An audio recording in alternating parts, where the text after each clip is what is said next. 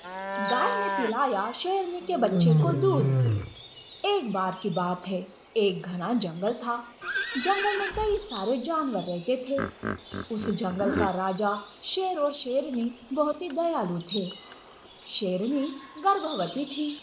शेर के राज्य में सब कुछ अच्छे से चल रहा था कि अचानक एक दिन पास के जंगल से एक खूंखार लकड़बग्गा जंगल में आता है। वो जंगल को देखकर बहुत खुश हो जाता है।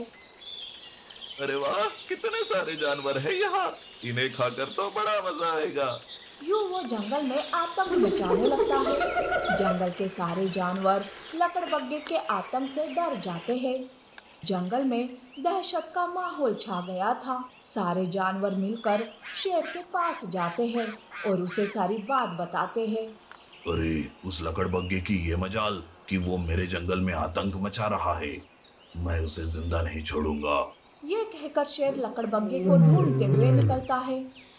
कुछ दूर जाते ही शेर का सामना लकड़बग्गे से होता है। अरे ओ लकड़बग्गे, तेरी हिम्मत कैसे हुई मेरे जंगल में आतंक मचाने की। अगर तू अपनी जान की खैर चाहता है तो ये जंगल छोड़कर चला जा, नहीं तो तेरी खैर नहीं। अरे ओ शेर, मैं अपनी मर्जी का मालिक हूँ। मैं जो चाहे वो करूंगा, मुझे कोई नहीं रोक सकता। ये सुनकर शेर को बहुत गुस्सा आता है और उन दोनों के बीच लड़ाई शुरू होती है। शेर बहुत ताकतवर था। लकड़बग्गा उसकी ताकत के सामने रुक नहीं पाता है और वो वहां से अपनी जान बचाकर भाग जाता है। ये देख सारे जानवर चैन की सांस लेते हैं। दूसरी ओर लकड़बग्गा भागते हुए अपने मन में सोचता है। अरे ओ शेर, तूने मुझसे पंगा लेकर अच्छा नहीं किया। मैं तुझे और तेरे परिवार को छोड़ूंगा नहीं। यो लकड़बग्गा बदले की आग में जल रहा था।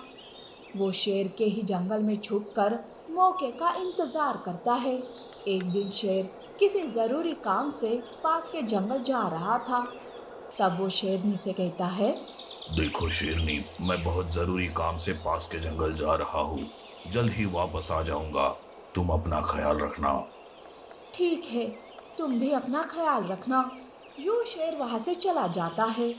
शेर के जाते ही शेरनी को प्रसव पीड़ा शुरू हो जाती है और वो एक प्यारे से बच्चे को जन्म देती है। शेरनी अपने बच्चे को देखकर बहुत खुश हो जाती है। जब ये बात लकड़बग्गे को पता चलती है तो वह अपने आप से कहता है। यही मौका है उस शेर से बदला लेने का। शेरनी उसके बच्चे के साथ अकेली है। मैं अभी जाकर उन दोनों को मार डालता हूँ। शेर शेरनी और अपने बच्चे को खोकर तड़प तड़प कर मर जाएगा। यूं वो अपने आप से बात कर रहा था कि पेड़ पर बैठा बंदर ये सब कुछ सुन लेता है और वो भागते हुए जाकर शेरनी को सारी बात बताता है। शेरनी बच्चे को जन्म देने के कारण बहुत कमजोर हो गई थी। तब वो कहती है। महाराज के आने में अभी वक्त है। मुझे कुछ भी करके मेरे बच्चे को उस राक्षस से बचाना होगा। बंदर भाई, तुम्हारा बहुत बहुत शुक्रिया।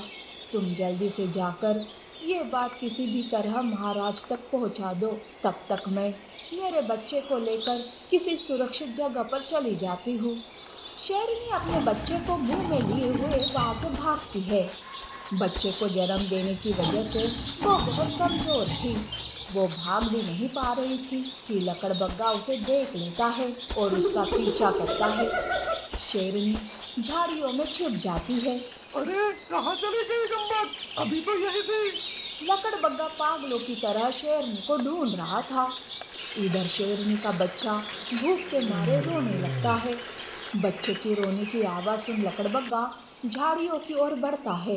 लकड़बग्गे को अपनी ओर आता देख शेरनी सोचती है, क्या करूं? लगता है बच्चे को भूख लग रही है और ये लकड़बग्गा भी इधर ही आ रहा है। बेटा, मुझे माफ कर दे। मैं तुझे दूध भी नहीं दे सकती। मुझे किसी भी तरह यहाँ से जाना होगा। उस लकड़बग्गे का ध्यान बटाना होगा। यूं सोचकर शेरनी अपने बच्चे को वही झाड़ियों में छोड़कर लकड़बग्गे के आगे चली आती है और वहां से भागने लगती है। लकड़बग्गा शेरनी को देख उसके पीछे भागने लगता है। इधर शेरनी का बच्चा भूख के मारे रो रहा था कि तभी उधर से गुजर रही एक गाय बच्चे के रोने की आवाज सुनकर करीब आती है। अरे, ये तो शेरनी का बच्चा है। शेरनी अपने नवजात बच्चे को छोड़कर कहाँ चली गई? लगता है बच्चे को बहुत भूख लगी है। इसे अपना मैं दूध पिलाती हूँ। यूँ गाय शेरनी के बच्चे को अपना दूध देती है। वहीं दूसरी ओर बंदर शेर से मिलकर शेर को सारी बात बताता है। शेर तुरंत जंगल की ओर बढ़ता है। इधर शेरनी दौड़ दौड़ कर थक जाती है और वो नीचे गिर जाती है। अरे और कितना भागोगे शेरनी? तुम्हारे पति ने मुझे जंगल से निकालकर अच्छा नहीं किया। अब मैं तुम्हें और तुम्हारे बच्चे को मारकर अपना बदला पूरा करूंगा। शेर तुम्हारे और तुम्हारे बच्चे की मौत को देखकर खुद ब खुद पागल हो जाएगा और वो भी मारा जाएगा। देखो लकड़बग्गे, एक कमजोर माँ पर यूँ जुल्म करना अच्छी बात नहीं है। अगर ये बात मेरे पति को पता चल गई तो वो तुम्हें नहीं छोड़ेंगे।